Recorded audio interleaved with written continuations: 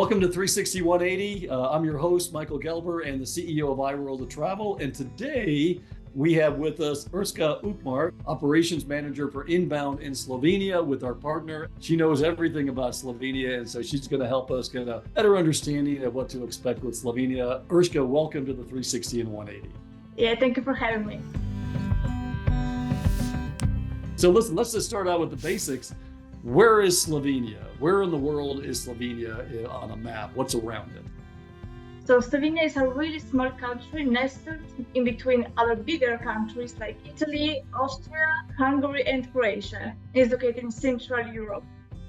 How does somebody get to Slovenia? What are the airport points of entry? I know Ljubljana is one, but where else would they be able to come into that would be easy to access Slovenia? So the nearest airports, apart from Ljubljana, are in Italy and in Croatia. So in Italy, there you have two options, Venice and Trieste. And in Croatia, you can fly to Zagreb. And from Zagreb and from Venice, you have about 2 hours driving to get to Ljubljana. So it's not that far. Hungary is close, but Budapest is not that close as Venice and Zagreb.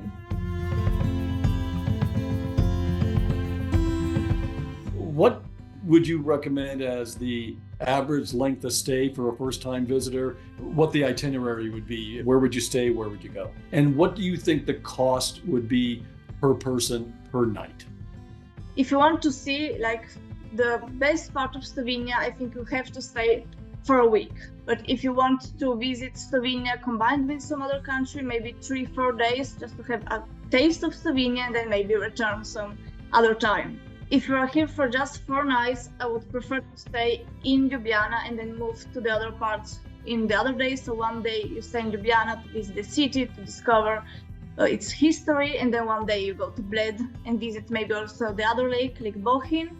One day you go to Postojna, so the cave. There is also a castle inside of a cave in that region, and maybe one day to the coast. So that would be the 4-day itinerary. If you have 7 days, at that point, I would say 2 nights in Ljubljana, 2 nights in Bled, and 2 nights in the coast area. From the coast, you can go also to Lipica. There's a famous stud farm, one of the oldest in Europe. You can go to some wineries that are located near the border with Italy. From Ljubljana, there are also some daily tours you can do to the other side of Slovenia, so to the eastern region, maybe to the second biggest city in Slovenia called Maribor. So that would be a 7-day itinerary. So on average, it's from $300 to $500 per person per day. It depends on what activities we'll do and where you are staying, basically. Interesting. Yeah, I forgot about the horses. What are they called? The Lipicaner horses. We saw them do their dance, and then we were able to hang out with them and touch them. It was very nice. Really a great experience there too.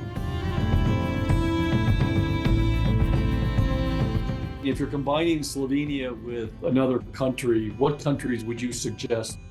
So Slovenia is in a great position located in Europe on the map, so you can go everywhere basically. But the nearest countries, like I said, are Italy, so you can go to Venice, you can go to Trieste, or even furthermore to the west, you can go to Austria, so combine with the Austrian mountains and go to Vienna maybe.